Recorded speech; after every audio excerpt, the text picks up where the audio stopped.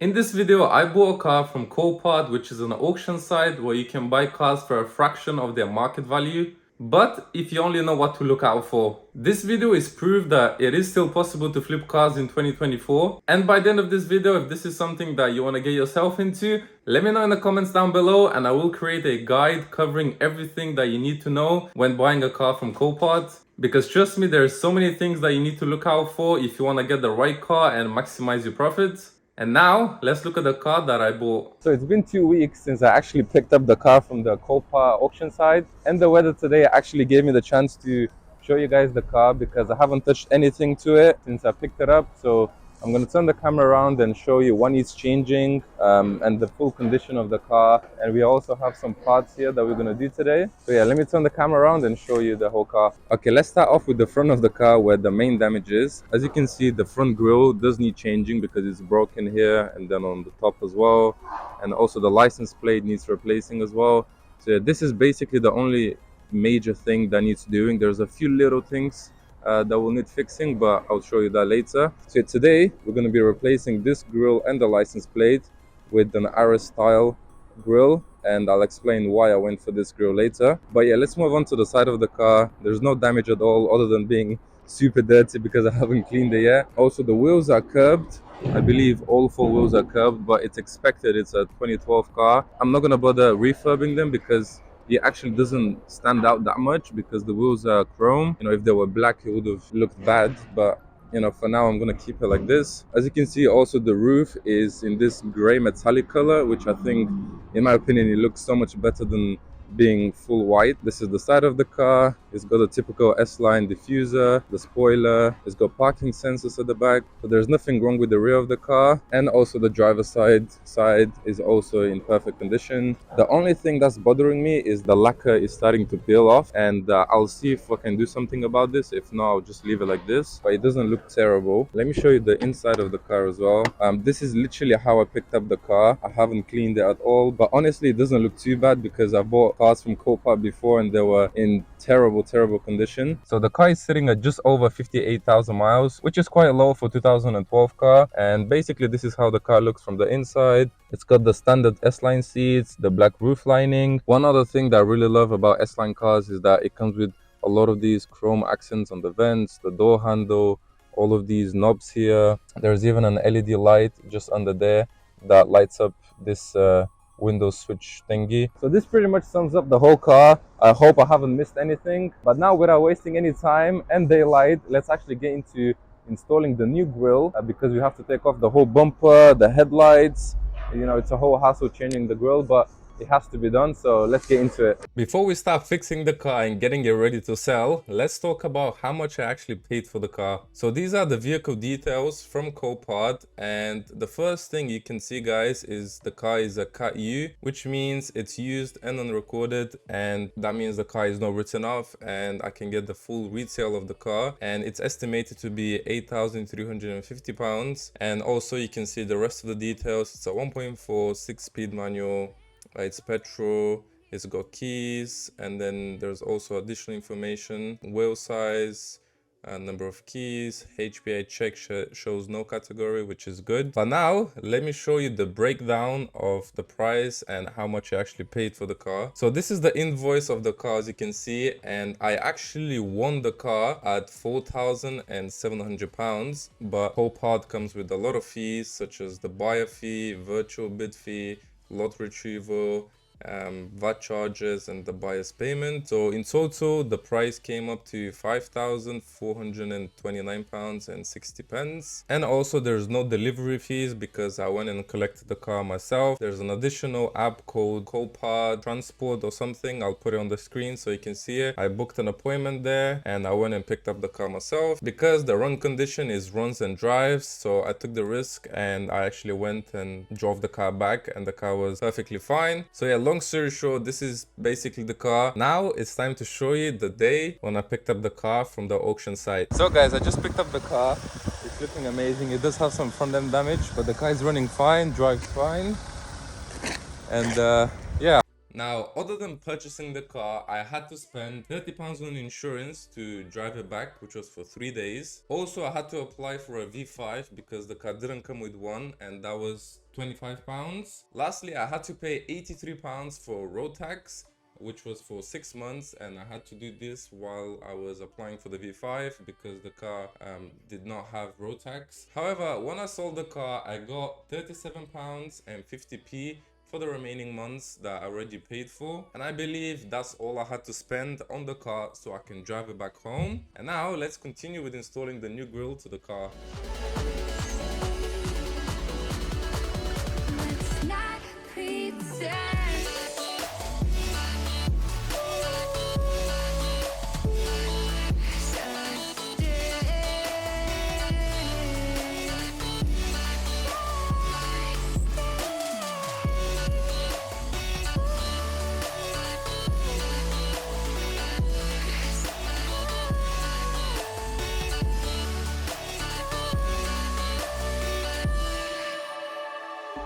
We found our way again.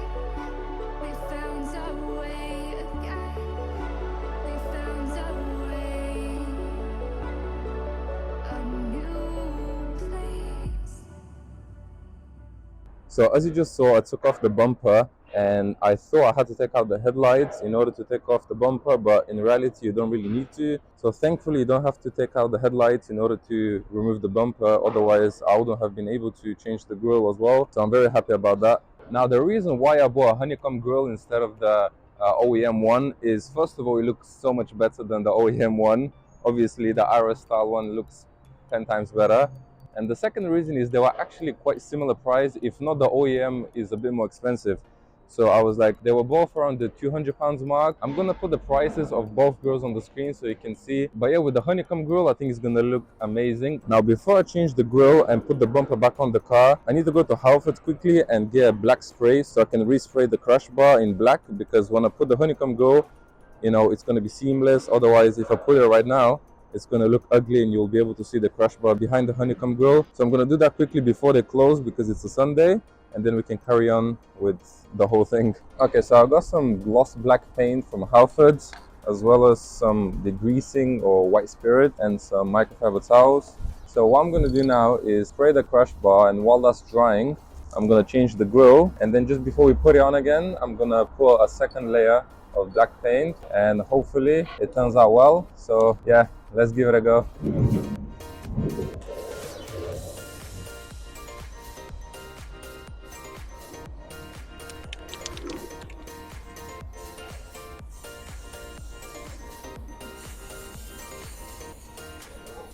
Okay, I think I oversprayed it, but it doesn't look that bad. Okay, now I'm gonna try and change the grill. I know there's a lot of clips and little screws, so that might take some time, but enjoy the montage again.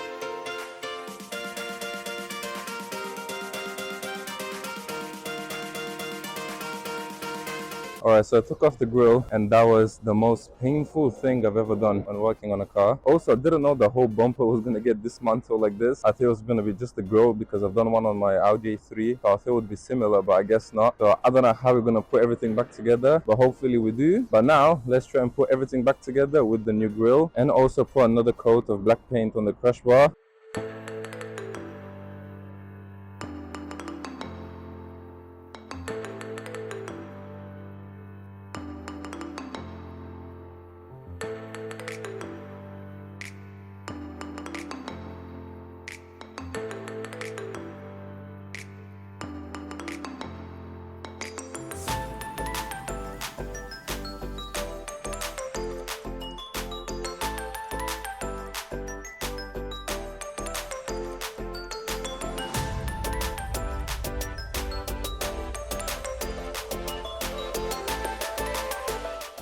finally complete with the bumper and it looks so good, as you guys can see. However, I tried to put the original OEM Audi logo, but it actually doesn't fit. What I mean by that is the OEM logo is slightly smaller than the one for that grille. As you can see, it's off on the left and on the right. So they gave me a black logo with the grille when I purchased it. So I'm gonna have to put that on, but I really wanted to get the OEM chrome one because it just looks OEM plus rather than the black one. But it is what it is. So now what's left to do is put a second coat on the crush bar and finally put the bumper back on.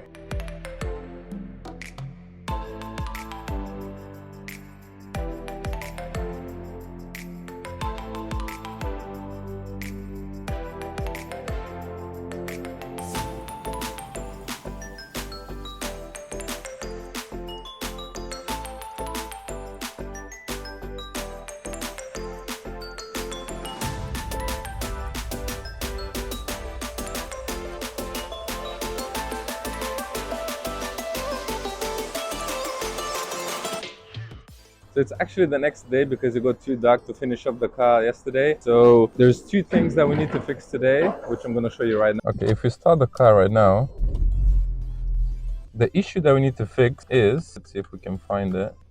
Okay, there you go. This is the issue that we actually have to fix. It's just the rear right fog light. Vehicle lights malfunction. Okay, this is because of the fog light bulb, I guess. So this is going to be a very quick fix. I believe we have to take out the whole stoplight to change the bulb. So yeah, let's get that done quickly.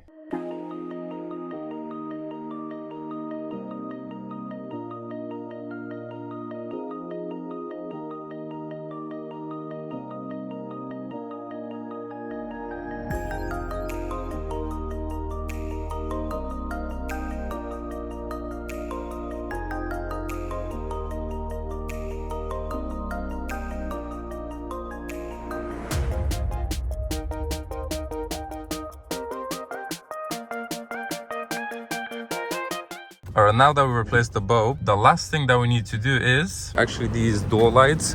As you can see, this one is working fine. It's got the Audi logo. However, the other side, you can see that there's no bulbs and it's just the wire sticking out. So I've bought two new ones to put on the car so they match. So yeah, let's bang those quickly and that will be literally everything that we have to do to the car. Unfortunately, those lights didn't work, so what I'm gonna do now is order new ones. But in the meantime, all that's left to do is literally wash the car and put it up for sale. So by the time we found the buyer, those lights should come and we'll be able to fit them. But yeah, that's pretty much it of fixing the car. So yeah, let's go and wash the car. So far, up to this point, additionally, I've spent another £220 on the grill, £20 on the paint, the greaser, and the microfiber towels, another £10 for the front number plate because the old one was broken, £4 for the rear bulbs, which was giving us that error on the dash, £10 for the puddle lights on the door, and lastly, £20 for the car wash that you're just about to see right now. And that's almost everything except the Auto Trader ad, which I'm gonna talk about later when we get on to actually putting the car up for sale. And now let's continue with the car wash.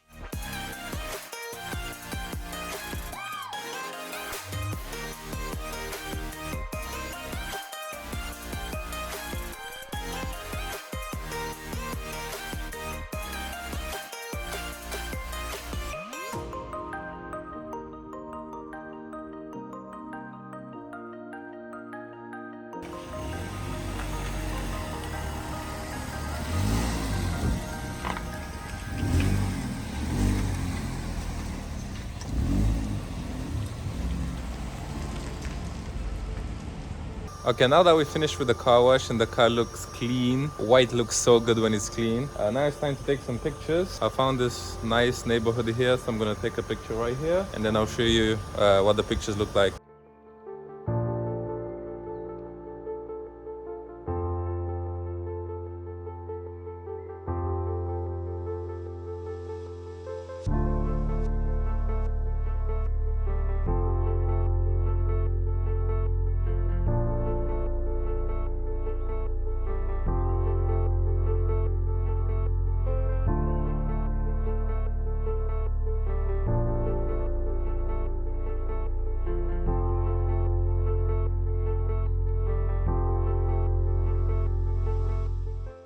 What you're seeing on the screen right now is the Auto Trader ad for the car, and as you can see, these are the pictures that you've already seen. And in order to publish the car for sale on Auto Trader, it costed me £60 for 6 weeks, or there's also another one for £75 for unlimited time. Also, it depends how expensive your car is. The more expensive it is, the more you're gonna pay for advertisement. But for around £8,000, £60 is for 6 weeks and 75 is for unlimited. You can see here Audi A1 S-Line 2012, the 1.4 TFSI S-Line Sportback with 122 brake horsepower. It's got 2 keys, full service history, and it's ULEZ. And I've also priced it at £8,150, and I'm hoping to get around £8,000. It's got 58,000 miles when I published it, and I also put a little description here which you guys can pause the video and have a look. And one major thing is where it says basic history check, it says 5 checks passed. If the car was Car N, Car S or whatever, you would usually show here, but as you can see, the car is not written off and it passes all the checks, which is very good. And that pretty much sums up the advert. I've also posted it on Facebook, but I didn't really get much interest on Facebook because the car is I guess too expensive. But I did get 3 calls and one of them was successful. That person came, he had a look at the car, he liked it very much, and then he came a few days later and actually picked up the car. We shook hands on £8,000 and then he just drove away.